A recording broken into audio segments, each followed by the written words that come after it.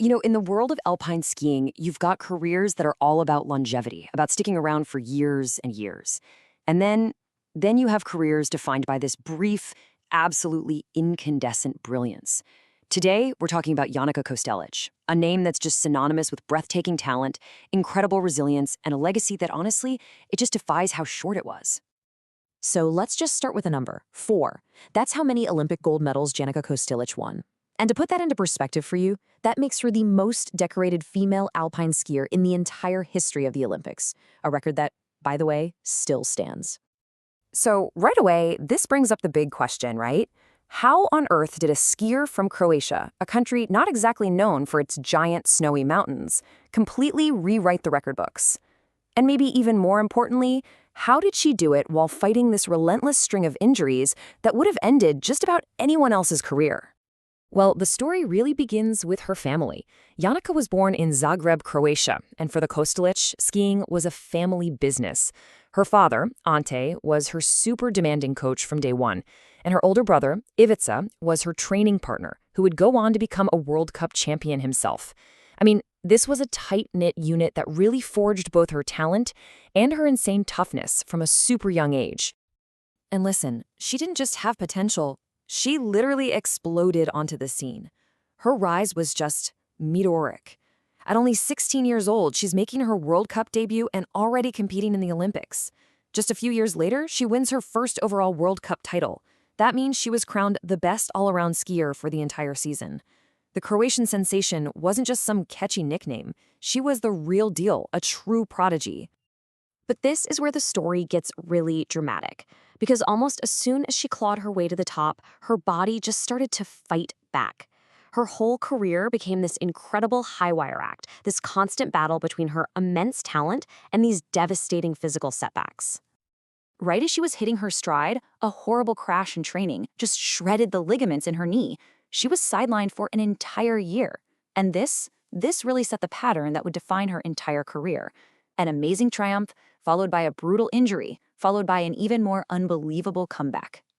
And yet, despite constantly being in and out of recovery, she was just relentlessly successful. She racked up 30 individual World Cup victories. Think about that. She basically packed a lifetime of winning into a career that was constantly getting interrupted. It's just staggering to think about what she could have done if she'd actually stayed healthy. And her dominance wasn't just on the week-to-week World Cup circuit. Oh no. When the pressure was at its absolute highest at the World Championships, she delivered, collecting 5 gold medals. She proved time and time again that she was a champion for the biggest moments. Okay, now, here's the number that really puts all those victories into perspective. 10. That's how many knee surgeries she had to endure during her career. And that's not even counting a thyroid operation.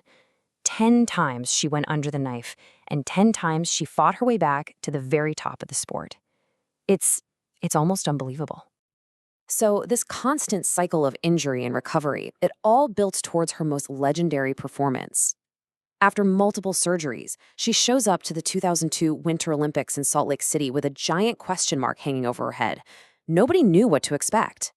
What happened next is something that's just etched into Olympic history forever. I mean, just look at this. She won 3 gold medals and a silver. She became the very first athlete from Croatia to ever win a Winter Olympic medal, and she did it 4 times in 2 weeks. She also became the first female alpine skier in history to win 4 medals at a single Olympic Games. It was just a performance of pure, unbreakable will.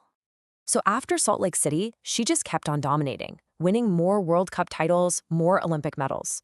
But that physical toll was just adding up.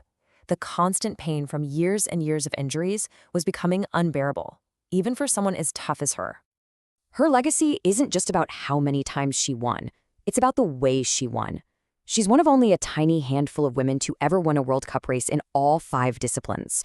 We're talking everything from the raw speed of downhill to the insane technical precision of slalom. And then in 2006, she won races in every single one of them in the same season, proving she might have been the most complete skier the sport had ever seen. And this brings us to what might be the most shocking fact of her entire career. After winning another Olympic gold and her 3rd overall World Cup title, she announced her retirement in 2007, She was just 25 years old. The chronic pain from all those years of punishment was just too much. She walked away from the sport at her absolute peak. Which kind of leaves us with this final thought, doesn't it? Janica Kostelić's career wasn't long at all. But in the short time she competed, she completely redefined what was possible, overcoming just incredible adversity to become an icon. It really makes you wonder, what truly defines a legend? Is it how long their reign is? Or is it the brilliant, unbreakable spirit they showed in that brief, unforgettable flash of greatness?